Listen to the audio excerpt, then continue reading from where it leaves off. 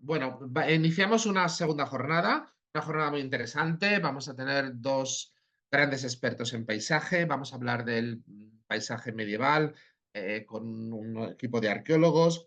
Vamos a estudiar tres sistemas defensivos de tres puertos importantísimos y, por tanto, de la fortificación marítima. Y vamos a ver dos ejemplos de intervenciones en paisaje urbano a partir de murallas urbanas. Por tanto, es un día muy completo que espero que nos satisfaga a todos y nos dé mucho de qué pensar, ¿no?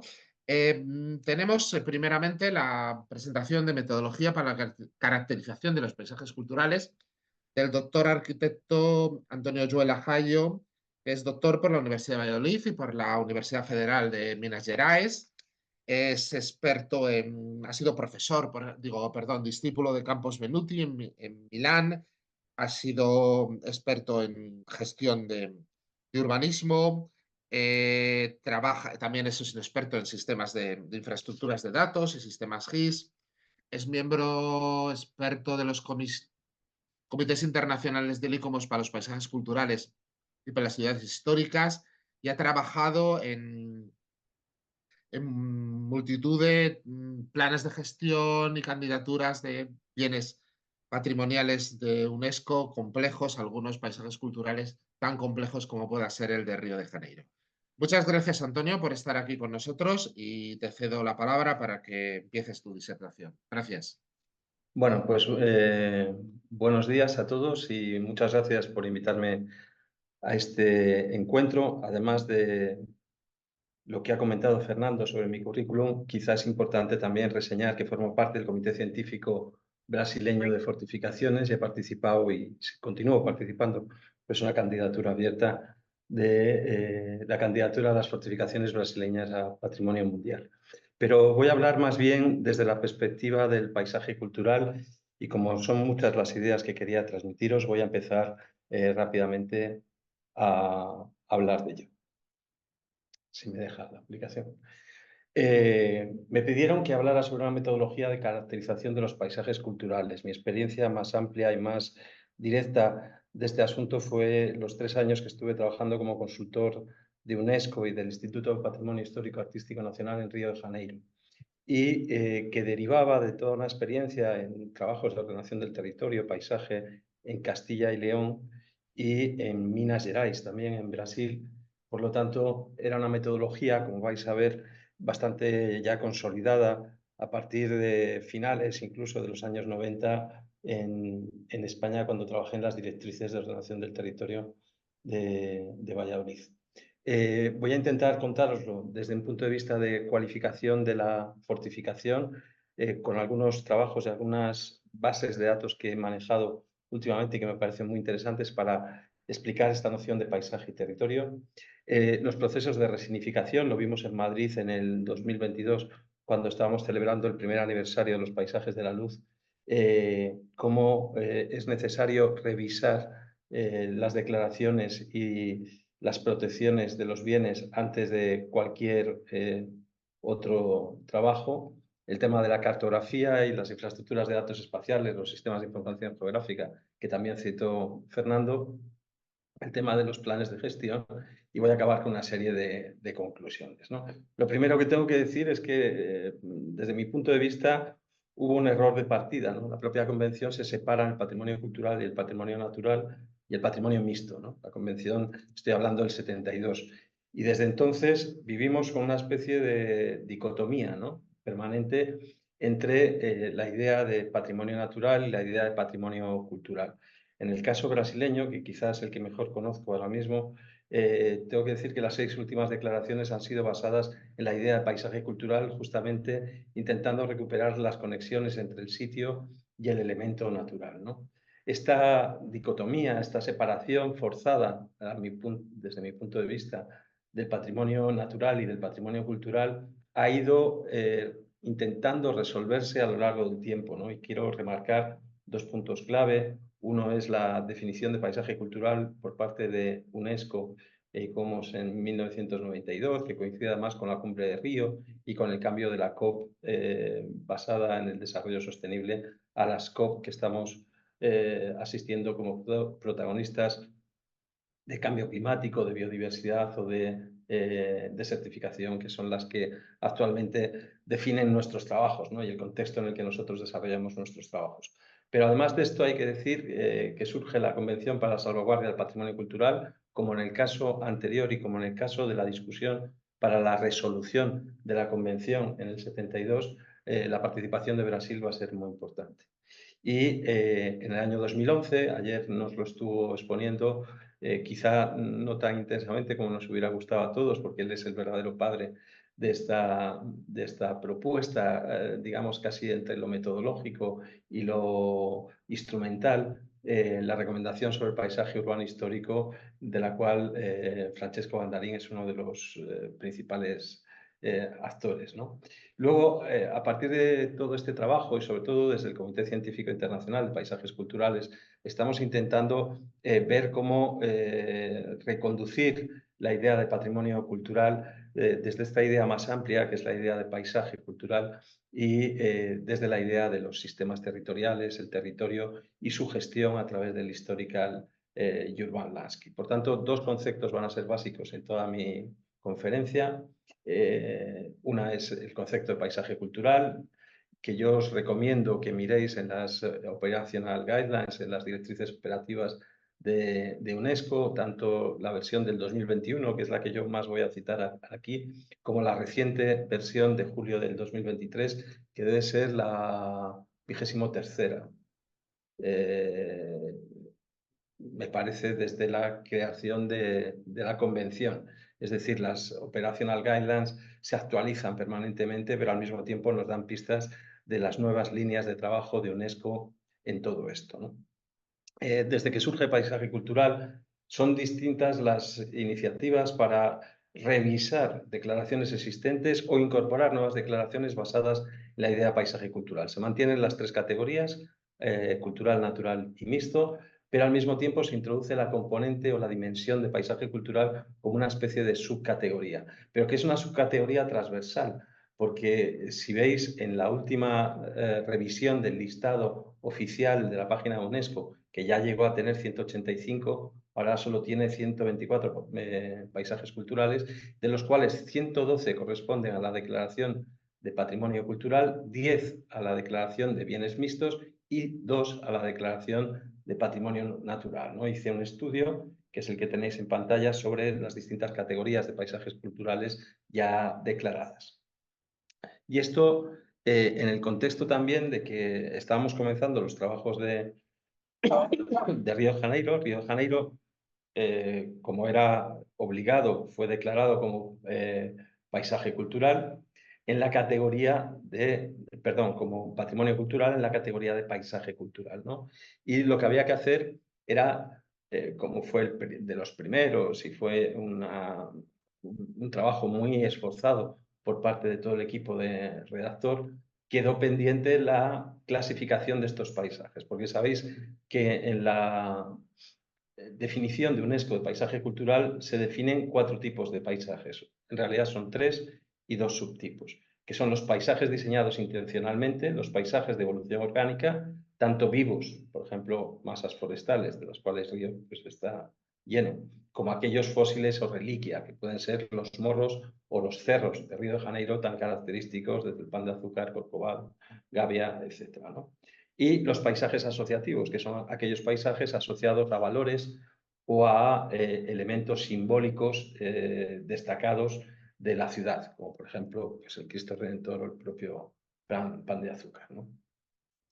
Intentando contextualizar todo este discurso en el entorno de las fortificaciones, se me ocurrió hablar o citar, haceros llegar 2 trabajos en los que trabajamos ya hace muchos años, porque ya va pasando el tiempo, que fue el Plan Director de las Fortificaciones Transfronterizas del Bajo Miño, que trabajé con Fernando Cobos entre el año 2003 y 2005, y que fue un trabajo donde empezamos a elaborar mucho la idea de sistemas territoriales, como luego vais a ver. Y el otro fue una exposición que dirigí como comisario, como co-comisario con Manuel Teixeira en el 2005 sobre las ciudades iberoamericanas, donde también no solo tratamos la ciudad como un elemento de paisaje, como dentro de un paisaje y por tanto como parte de un territorio mayor, que es el meramente urbano construido, sino que también lo trabajamos desde el punto de vista de las agrupaciones, alineaciones y sistemas territoriales que estas ciudades, con sus distintas tipologías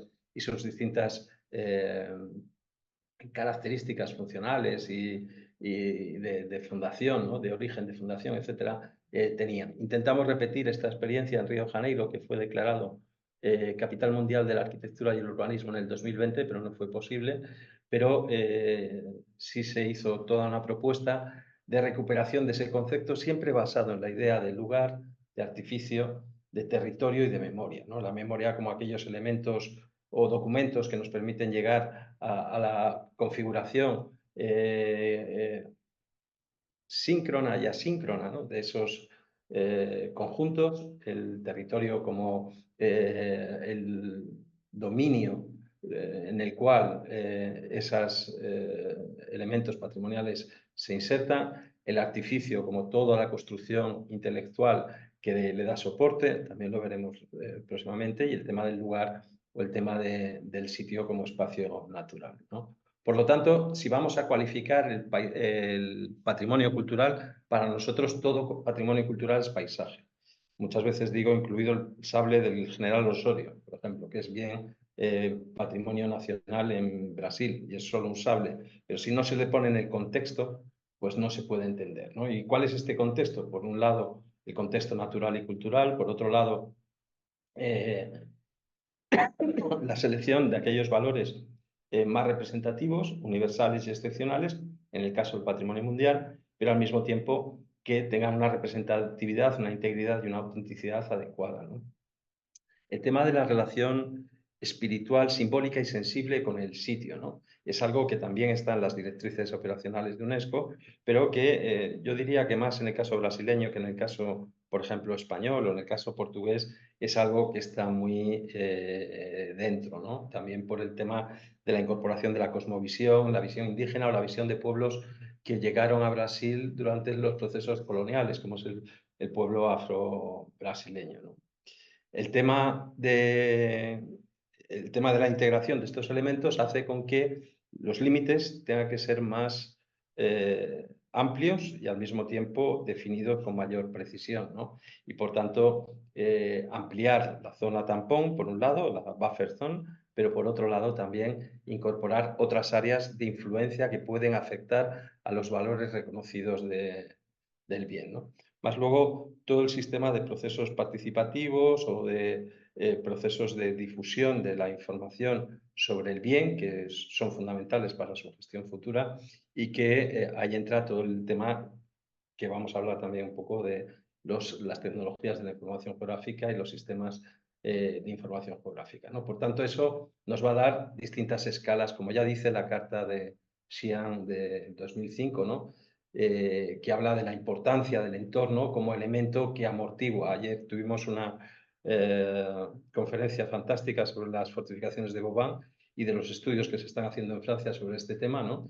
Lo que estamos intentando es trasladarlo a los trabajos en los que estamos, ¿no? En el caso de las fortificaciones de Brasil, de la raya ibérica iberoamericana, o el caso de la raya ibérica de Valencia Dominio que estáis viendo ahí. Y esto no es nuevo y además deberíamos habernos fijado antes en la historia de estos lugares, ¿no? Porque desde la cartografía de Duarte de Armas de 1503, donde ya se identifican todos los elementos sustanciales para digamos, definir y contextualizar la fortificación, y ahí se habla de masas forestales, de los famosos rollos de justicia o peloriños, de las colinas, de los puentes, de los vados, de todo el caserío en torno de una fortificación, etcétera, hasta, bueno, pues cómo eso se va incorporando en las distintas cartografías desde ese periodo, desde 1503, y sobre todo, me gusta subrayarlo mucho, durante el periodo de la Unión Ibérica, ¿no? Que es el periodo donde toda la tecnología cartográfica y de ingeniería del lado portugués y del lado español van a confluir, ¿no? Y este es el caso, por ejemplo, del fuerte de Natal en Natal, no, João Pessoa, está equivocado, donde la relación del fuerte con el paisaje, con los arrecifes o con los manglares que están próximos y también con la ciudad a la que defiende, pues establecen unas relaciones de una escala que es claramente territorial, pero dentro de un subsistema que es el sistema de defensa del Atlántico español, que también tiene que ser considerado, ¿no?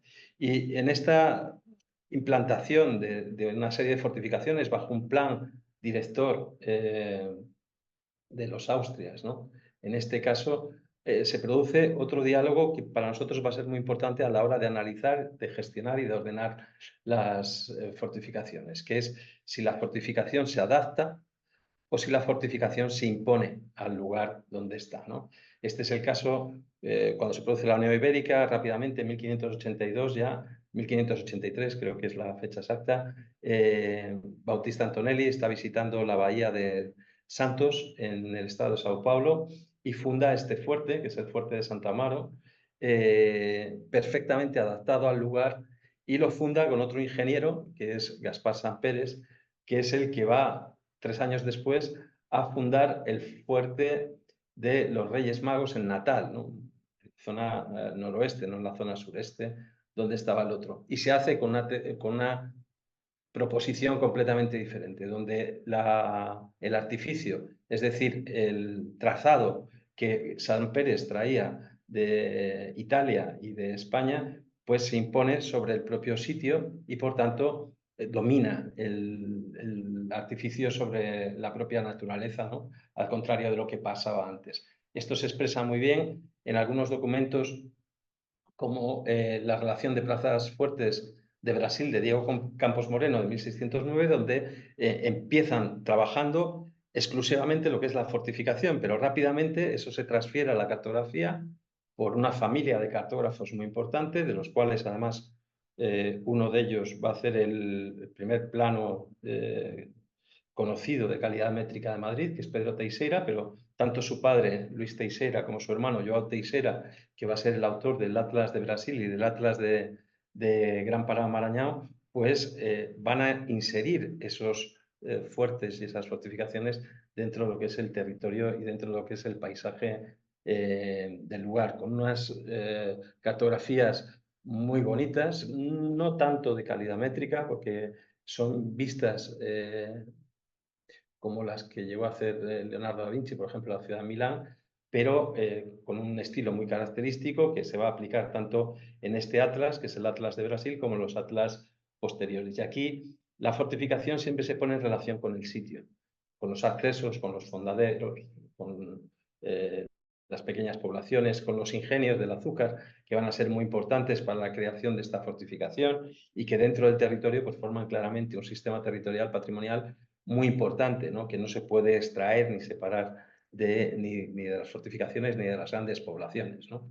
Después llegarán los holandeses en 1630, en el caso de Pernambuco, y harán su propia propuesta de actuación, donde vuelve a coordinarse la visión más artificial de la construcción de las ciudades con canales para acceso directo de barcas y de navíos, con esa integración en el lugar y esa adaptación al sitio tan perfecta que llegaron a proponer Mauricio de Nassau y sus seguidores, como es el caso de esta Friburgo, ¿no? O ciudad mauricia, que trae toda la ideología y la artificialidad o la construcción intelectual del Renacimiento europeo para los trópicos, ¿no?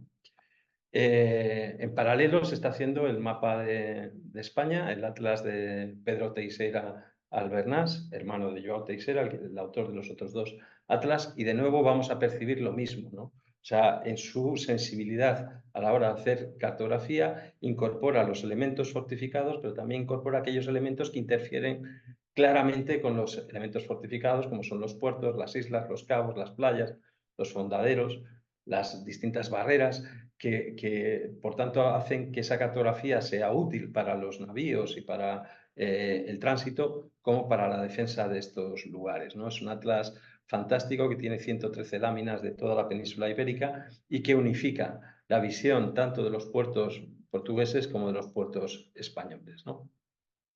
en distintos trabajos que hemos venido haciendo, incluida mi tesis doctoral sobre urbanismo hispánico en Brasil, hemos ido volcando todo eso dentro de sistemas de información geográfica que nos van a dar una vista general, a veces planificada, a veces no planificada, de cómo esos elementos patrimoniales interactúan entre sí y, por tanto, crean sistemas territoriales, crean áreas de interés, tanto para la defensa como para la gestión patrimonial que proponemos ahora en el siglo XXI, y que agrupan esos distintos elementos que parecen dispersos, que parece que solo tienen sentido en su sitio, pero que tienen mucho sentido desde otra óptica, a veces, como decía, desde la propia planificación territorial.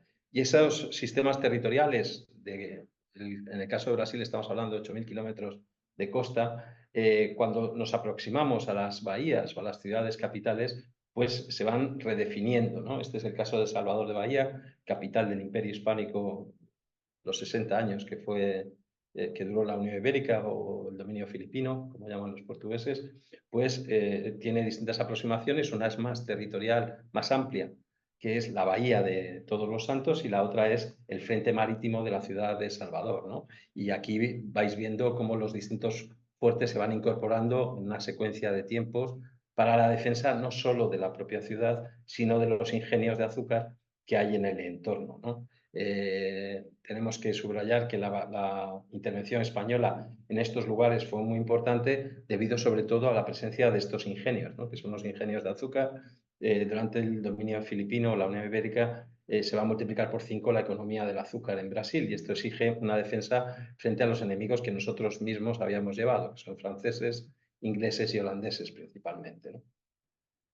A partir de esto se va haciendo una clasificación y se van identificando ya uno por uno y elemento por elemento los elementos, componentes, conjuntos o lugares de interés que afectan a cada fortificación, ¿no? Y en el caso de la fortificación de los Reyes Magos, ya os decía, el tema del agua, que es muy interesante, como hay un pozo que coge el agua del freático que viene de los manglares y se comunica con el agua, y dependiendo de las mareas, en determinados momentos abastecía de agua a la fortificación, la hacía absolutamente independiente y absolutamente eficaz para la defensa de la entrada del río Potengui, en el caso de Natal, o igual la posición, por ejemplo, de los dos fuertes de la entrada de la Bahía Guanabara, que fue decidida por Bautista Antonelli y firmada por Felipe II en Madrid en 1585, ¿no?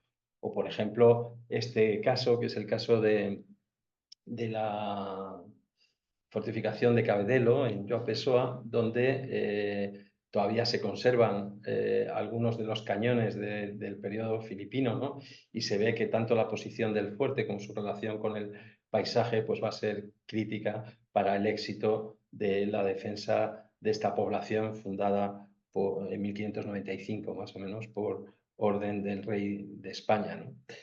Quizá destacar en esta dimensión paisajística del patrimonio cultural y mucho más en Cabedelo, cómo la participación pública y todos los procesos de difusión han contribuido mucho a la conservación y a la activación y a la difusión de estos bienes de interés patrimonial. Por tanto, en este caso ya no solo hablamos de la dimensión cultural o natural del sitio, sino que hablamos también de los procesos participativos, como es el caso también de las fortificaciones de Santa Catarina, que también conocemos gracias a Roberto Tonera, nuestro compañero de ECOFOR de Florianópolis, ¿no?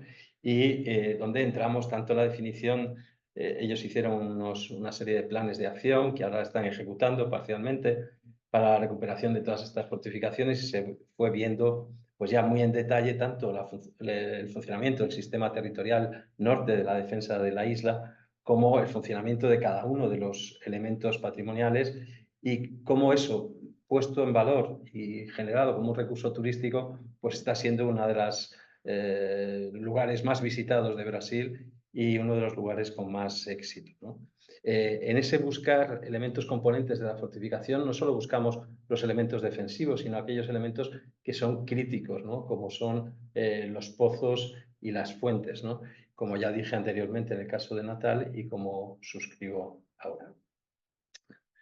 En la reunión de Madrid del 2022 y en los trabajos que desarrollamos en Río y en Pampulla o en Paraty o en otros lugares, tanto en Brasil como en España, ahora mismo en la frontera ibérica, lo que es más importante es una resignificación del bien. Lo exige la propia Convención del Patrimonio Mundial, ¿no? La protección y la conservación se tiene que aplicar sobre lugares que estén perfectamente definidos y que estén claramente identificados. Por tanto, cuando llegamos a un sitio, como es el caso de Río de Janeiro, lo primero que hacemos es intentar centrar el tiro, identificar todos los elementos, mapearlos, definir sus límites, pero al mismo tiempo también definir sus principales características, su tamaño, su clasificación, sea este un elemento más construido o un elemento natural, etcétera, ¿no? Y por tanto,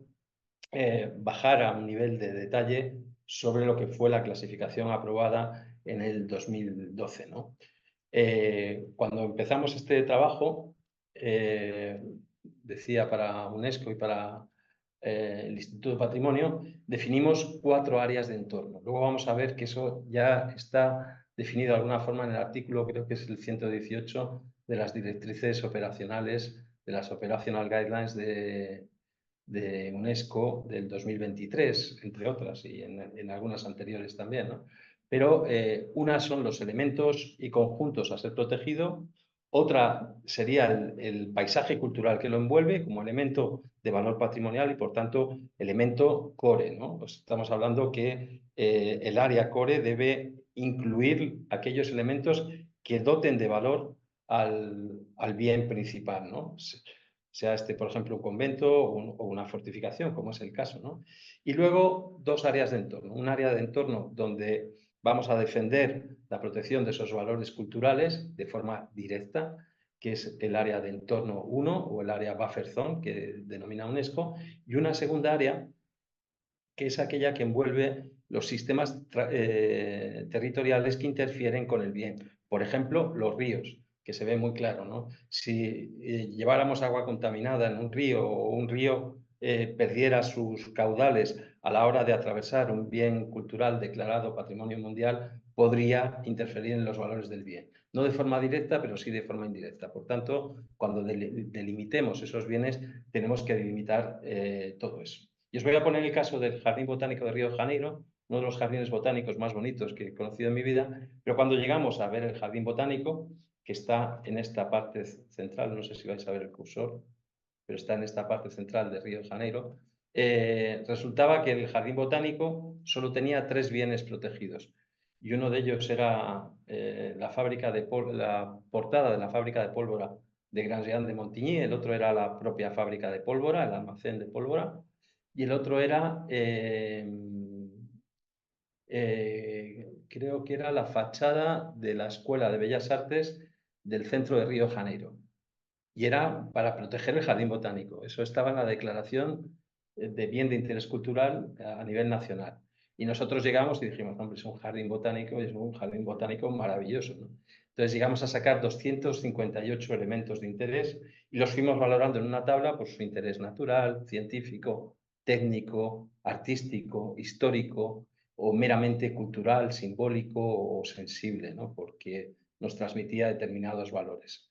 Todo eso se fue metiendo dentro de un plano general, identificando todos los elementos y todos los entornos a los que afectaba, ¿no? En el caso más concreto del jardín botánico, que lo tenéis aquí, aquí tenéis los 200 o 300 y pico elementos que lo forman, pero otra cosa que hicimos fue incorporar el orto forestal, que está aquí atrás, como elemento fundamental para garantizar el mantenimiento a largo plazo del jardín botánico, porque en el horto estaba la zona de pesquisa, de investigación, pero también estaba la zona de climatización de especies y la zona también de reserva de especies para que en el caso de que una especie muriese se pudiera recuperar, ¿no?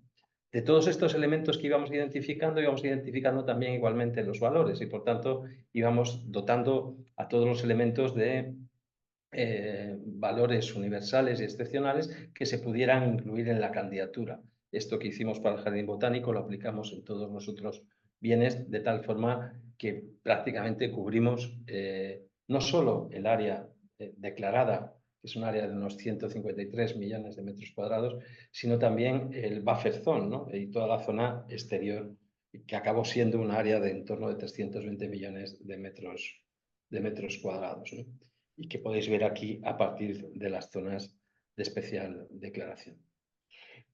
¿Cómo hicimos esto? Bueno, desde los años 90 nosotros venimos trabajando con sistemas de información geográfica que fueron, yo siempre me gusta contar que fueron imaginados o pensados por un gran landscaper, ¿no? Un paisajista norteamericano que era Ian Mahar, íntimo amigo de uno de los fabricantes de software GIS más importantes del mundo, que es Jack Danger, ¿no?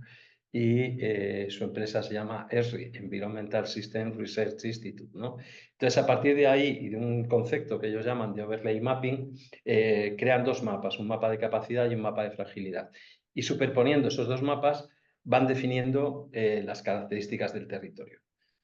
Y van definiendo las distintas necesidades de preservación, es decir, de conservación o de desarrollo que esos elementos territoriales necesitan, ¿no? Fue lo que hicimos cuando llegamos a Río de Janeiro. La verdad es que la información era muy extensa. El sistema de información urbana de Río nos permitió rápidamente incorporar toda esa información y comenzar a procesarla junto con el plan de gestión, que no se aprueba con la declaración del 2012, sino que se aprueba exclusivamente en el 2014, 2 años después de la declaración. La propuesta es del 2013, pero la aprobación es del 2014. Y aplicamos una metodología que venimos aplicando siempre cuando hablamos de paisaje, donde separamos naturaleza y cultura. Y luego se separan en 4 niveles de aproximación. El primero, por ser más claro, son los morfotipos, que es como una especie de puzzle de unidades de carácter o elementos geomorfológicos de interés en el caso natural o elementos morfológicos de interés, conjuntos morfológicos de interés en el caso cultural. Los sistemas territoriales, como vamos a hablar de ello más tarde, no me voy a extender mucho. Los sistemas territoriales, que son las redes que conectan, redes de transporte, de corredores ecológicos, redes hidrográficas, redes de masas forestales, etcétera, que conectan todos esos elementos. Y luego los puntos de interés o áreas de acupuntura del paisaje, que son elementos o bien de alto valor o bien de alto potencial de transformación. Y todo eso se va uniendo a la hora de elaborar las normas por unidades y subunidades de gestión paisajística.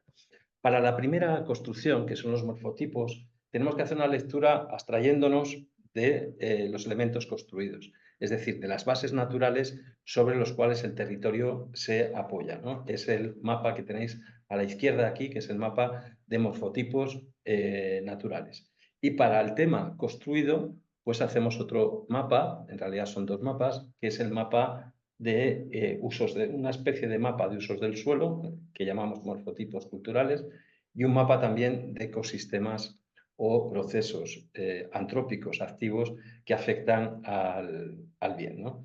Este sería el segundo mapa que tenemos que construir, en este caso en la misma zona.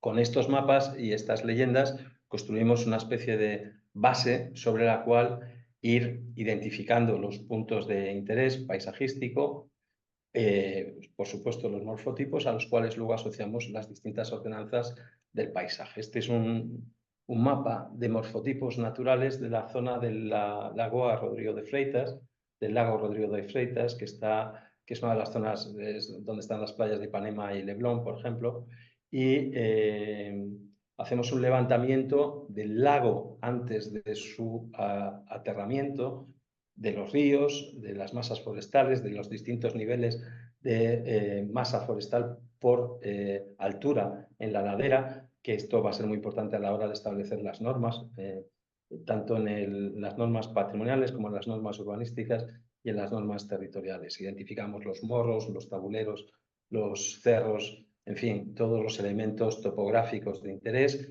e identificamos las vistas, aunque luego van a llevar una protección fundamentalmente cultural. Dentro de estos mapas se establece una segunda capa, que es la capa de mallas y trazados de los procesos y ecosistemas que interactúan con todos esos morfotipos.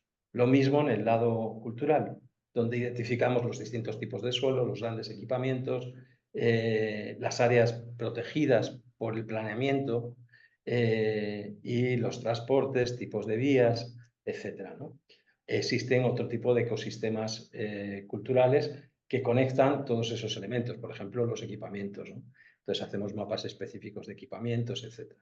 Todo eso se trasladó a unas cartografías, aproximadamente 1 o 2.000, sobre las cuales íbamos identificando toda la normativa de aplicación. En parte a partir de las normativas existentes y en parte pues, con mejoras, yo creo que notables, que incorporamos en todo este proceso, ¿no? En la parte final, para identificar claramente las normativas, lo que hacíamos era definir ámbitos de aplicación, ¿no? Y en el caso del jardín botánico, pues definimos un ámbito de aplicación que era todo el entorno de área visual de influencia sobre el propio jardín botánico, en realidad una especie de subcuenca hidrográfica, el río de los macacos o de los monos, que pasa por el jardín botánico y conecta con la floresta de Tijuca, ¿no? Todo esto también se fue volcando en distintos mapas de ordenación. Este es el mapa que ordena las vistas, los sistemas territoriales. Las vistas, los corredores ecológicos, las masas fluviales y los sistemas hidrográficos, etcétera. Todos ellos referenciados, todos ellos catalogados, todos ellos identificados con distintos códigos para que después eso se pudiera pasar a una normativa, ¿no? Porque estos sistemas territoriales no solo envolvían la zona de patrimonio mundial, sino también todo el municipio, como es este caso. Y a partir de esta primera propuesta de portaría, hicimos distintas salidas, ¿no? Y una de las salidas fue la revisión de algunas declaraciones de BIC, en este caso los cerros de la zona sur de Río de Janeiro, y se hizo una revisión que yo creo que ahora mismo está en proceso ya de aprobación definitiva, un proceso, como decía antes, de resignificación de los cerros de la zona sur. Otro día os hablo porque es un trabajo que le tengo mucho cariño, pero si me extiendo ahora no llego al final. Y Antonio, tenemos que ir acabando, ¿eh? sí, y esto que era para el resto de cerros.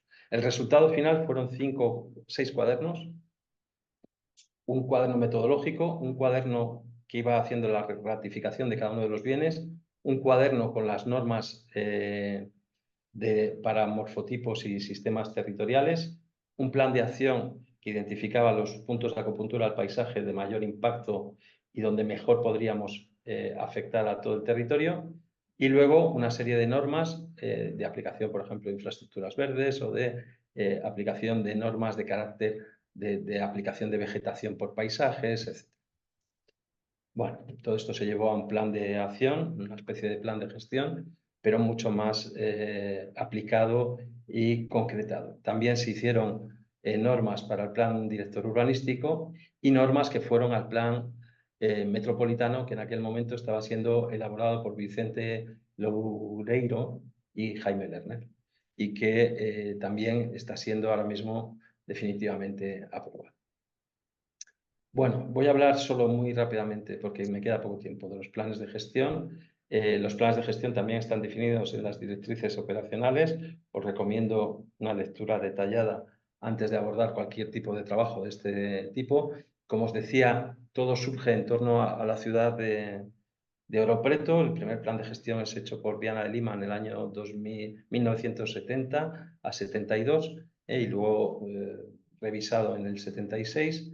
Pero es un plan de gestión que apenas se queda, viendo la ciudad que habéis visto, apenas se queda con lo construido y no coge la envolvente total que es esta de Oro Preto. Por tanto, no lo interpreta de forma adecuada, desde mi punto de vista, ni en el paisaje ni en el territorio. No así otros planes de gestión, como por ejemplo el de los Caminos de Santiago, que va a servir de base a planes como el de El Miño, que hicimos, o planes como el de las fortificaciones abaluartadas, en el que estamos trabajando ahora mismo con Fernando Cobos, ¿no? Sobre estos planes sí que trabajamos el tema paisajístico y el tema territorial con muchísima mayor profundidad, ¿no? Llegando al plan en el que estamos ahora, que es el plan de la frontera ibérica, por un lado, con CEAMA, y por otro lado el plan de las fortificaciones brasileñas que se está elaborando en Brasil y en el que está colaborando el grupo de fortificaciones brasileño, ¿no?